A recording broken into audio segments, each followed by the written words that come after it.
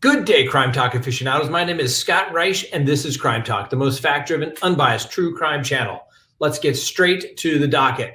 First, Derek Chauvin doesn't want to go to prison. Second, the Samuel Olson case. Third, don't do this if you don't like the price of something. And finally, our dumb criminal contestant of the day. Let's talk about it.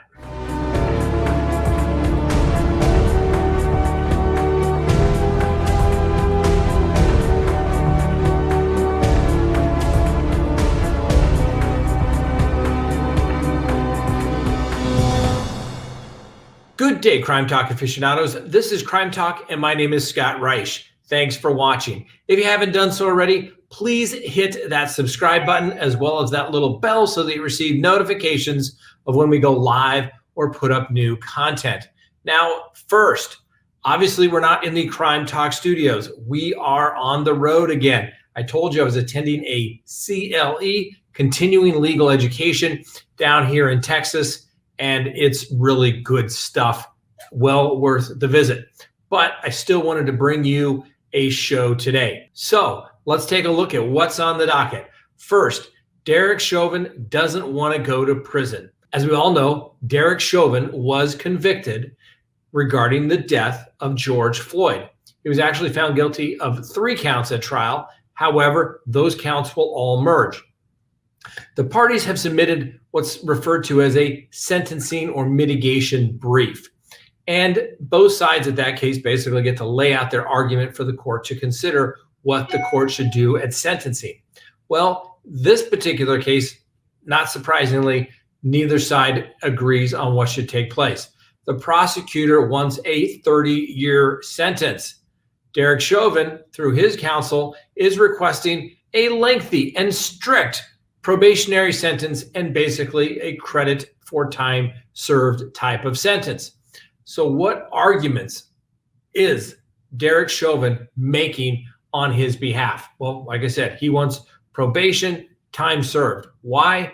Well, his attorney makes this case that, well, basically he is part of a broken system, but he can still be an asset to the community. He also notes that, hey, Derek Chauvin's never been in trouble in his life.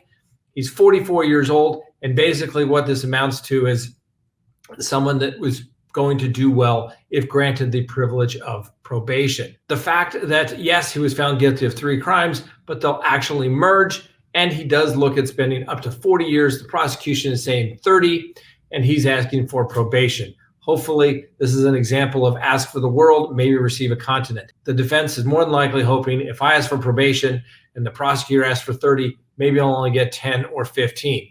Don't forget, Derek Chauvin also has that little federal matter that could also result in a very lengthy prison sentence. The next reason that the defense argues for a probationary sentence is that they argue that any sentence for Derek Chauvin that basically results in a prison sentence will result in long-term damage. Specifically, they cite the fact that Derek Chauvin will be a target while he is in prison. Right now, he is held in a high-security prison, and he is being basically held in solitary confinement, which would be more than likely his living situation while he would be in custody so that he doesn't get taken out in prison. And we're not talking out for a date. Maybe we are, but the reality of it is, at the end of the day, he is in great danger. The defense also cites the fact that, hey, he's been cooperative. When he was released on bond, he showed up. When he was in court, he was polite and cooperative. He doesn't cause any disruptions. Well, I wouldn't give a whole lot of credence to that because that's what a defendant and their attorneys are supposed to do while they're in court. We'll see what the court's going to do. Remember, the court found that there were aggravating factors in this particular case. I don't see the court granting a probationary sentence. I think what the court will do is not give 30 years, but note the fact that Derek Chauvin is facing violation of civil rights charges in federal custody, which could result in a much lengthier sentence. We'll have to wait and see. Let me know. Do you think that Derek Chauvin can get probation, or do you think he should get the 30 years that the prosecutor is asking for? Next on the docket, let's talk about Samuel Olson. We haven't really covered this case, but there was an investigation because he was missing. Well, now the stepmom to Samuel Olson has been arrested. Teresa Balboa has been arrested in connection with the death of the 6-year-old. And she claims that she saw the boy as recently as last Thursday when the biological mother and someone purportedly being a police officer came and took the child. Now, Teresa Balboa is dating the biological father of Samuel Olson, but he states he has no idea where the boy is. Well, they ultimately found the child yesterday in a hotel room and apparently in a state of decomposition. But here's the thing, he was found in a duffel bag. No description on how big or small the duffel bag is, but you can use your common sense. Now, as of right now, Teresa Balboa has only been charged with tampering with evidence, but more charges are in fact expected. I've said this once and I'll say it again. Come on, they're kids. You know, pick on someone your own size, and I doubt you'd be able to harm the other individual. You don't ever mess with kids. It's just not right. Now, we'll give everyone in this case, specifically Teresa Balboa, the presumption of innocence, but we'll see how this case shakes out.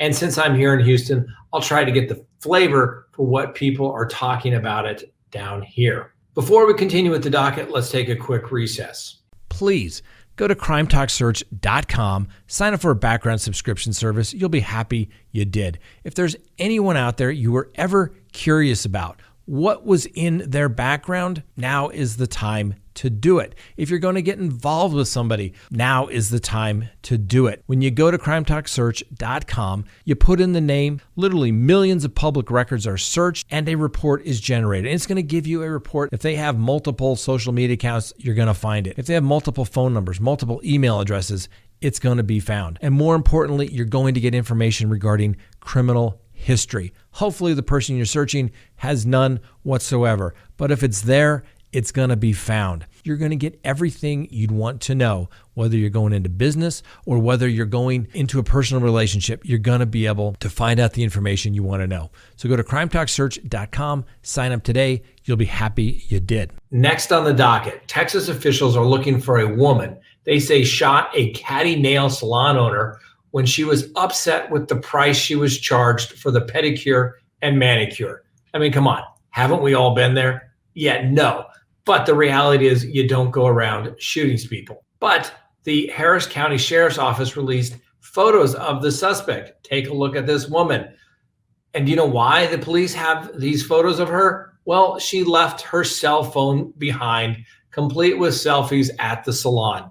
I am sure that the police are getting a warrant for that phone and getting the suspect's information. But the reality of it is you can't go around harming people because you don't like the cost of goods.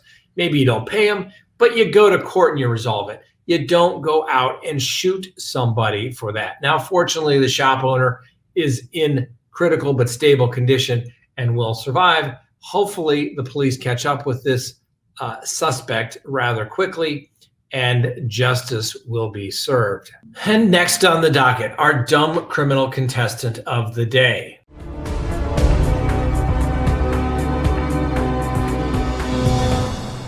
Please meet Michael Jordan, spelled M-Y-C-H-A-E-L, Jordan. Not my spelling, it's his. Needless to say, Mr. Jordan was arrested the other night after causing a disturbance in the drive-through lane at a McDonald's. He then did what most logical people would do, which would let the whole thing go. Maybe call police and cooperate. Oh, no. What did he do instead of leaving when asked to leave? That's right. He broke in through the drive-through window, crawled through the window, and grabbed and pushed a 53-year-old employee. The police subsequently confronted Mr. Jordan. He allegedly fought with 3 officers and was tased multiple times with no effect. That's all according to the affidavit for arrest. All 3 officers suffered scrapes and cuts during the struggle, and Mr. Jordan, who allegedly spit on the police officers, was also apparently bruised as well. He's been charged with 4 felonies, which include burglary, with assault or battery, 3 counts of resisting police officers with violence, and he is now being held in custody on a $155,000 bond. I wonder if Mr. Jordan will make that or whether he's going to remain in custody. I wonder where all his friends are now, or maybe he just thought, hey, it's 2021, I'm just going to get a PR bond anyway. Apparently not the case. What a crazy day, ladies and gentlemen. Obviously, as a criminal defense lawyer, attorneys have to make their arguments for their attorneys, and sometimes you're not going to get a whole lot of good results out of it. But Mr. Nelson made a good argument trying to ask for probation. We'll see how that turns out in a couple of weeks. As it comes to the Olson case, I had a case once where the child was carried across town in a duffel bag. I don't know why people can be so cruel to one another. It's just, it cannot be explained. And then our dumb criminal contestant of the day, why can't you just let it go? Same thing with our unidentified woman who doesn't like her nails. Let it go. It's nails. Now you're looking at spending time in prison for what? Because you were under the influence of drugs? You didn't like the fact that you didn't think the nails were as good as they should have been? Give me a break. All right. Thanks for watching. On the road for the rest of the week. Have a wonderful day. We'll see you next time on Crime Talk.